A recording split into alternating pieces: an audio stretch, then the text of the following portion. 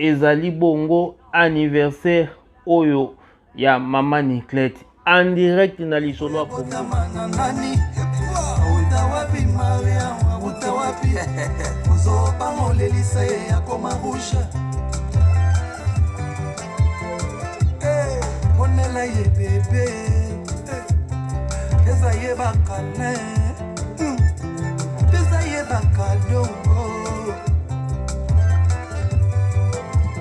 Direct na lisolo ya Congo.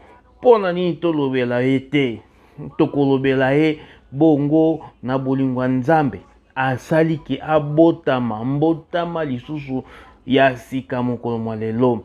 Na lisolo ya Congo bongo ezalaki na Ohio na mboka Amerika. Na lisolo ya Congo oyo tolobi kaka bosolo ya mbotama ya ndeko na biso Niclette Tung oyo ya papa Bobby.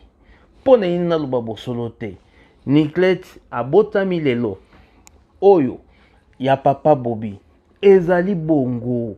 Tokumisa Nzambe mokolo mwa lelo tokofete lokola nano bafeta te.